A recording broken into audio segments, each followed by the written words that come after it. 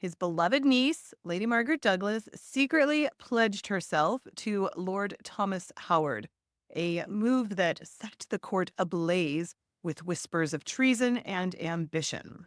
This is the story of how Margaret's love affair nearly toppled her future and the life of her lover and brought her under the sharp scrutiny of Thomas Cromwell, someone whose sharp scrutiny you never wanted to attract.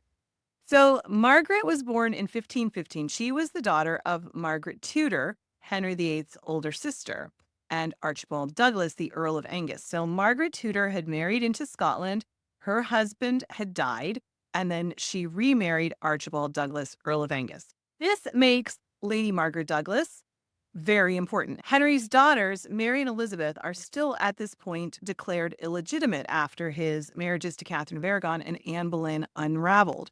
Margaret Douglas was seen as a potential heir to the English throne. She was, of three women there, she was the only one who wasn't declared illegitimate, so good for her. Margaret's early life had been shaped by the dramatic fallout of her parents' turbulent marriage. Her mother had scandalized both England and Scotland by marrying the Earl of Angus, Archibald Douglas, following the death of her first husband. That was James IV. So when James IV died, Margaret Douglas is, the dowager. She's the regent, but she then remarries, and the politics in Scotland were similar to the Tudor court in England, and so that kind of scandalized everybody. She had to flee for her safety. Margaret Tudor had. Henry's sister had to flee for her safety more than once, often with her young daughter, Lady Margaret Douglas, in tow. Eventually, Margaret was sent to England. Margaret Douglas, the daughter, was sent to England. She lived at Scotland Yard. It's funny because we think of Scotland Yard as where the police are, and no, we're going to call Scotland Yard. But it was actually a royal residence in Westminster named for its association with the Scottish monarchy.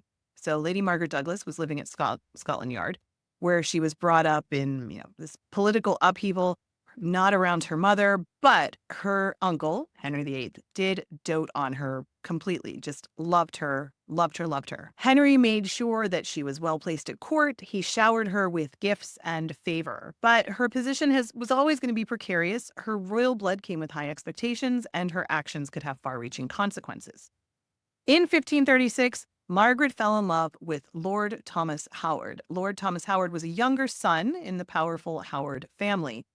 Though Thomas was from one of England's most noble houses, he was far beneath Margaret in status. He was a younger son. Their engagement was a reckless gamble in the treacherous world of Tudor politics. Margaret, at that point, they would have wanted her for an international marriage. Henry didn't have tons of kids to marry off and have alliances with, so he would have wanted to save his niece for, an international marriage, something that could help diplomatically, not just have her marry for love, which that in and of itself was like, why would you do that? The nobility didn't particularly marry for love. They married for alliances. And, then to someone so far beneath her, it was pretty scandalous when it happened. The relationship was kept secret, but secrets did not last very long in the Tudor court.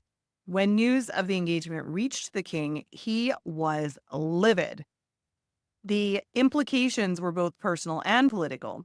With his marriage to Jane Seymour still quite fresh and no male heir yet born, the Tudor succession was fragile, and Margaret's engagement to Thomas Howard could be interpreted as a direct challenge to the throne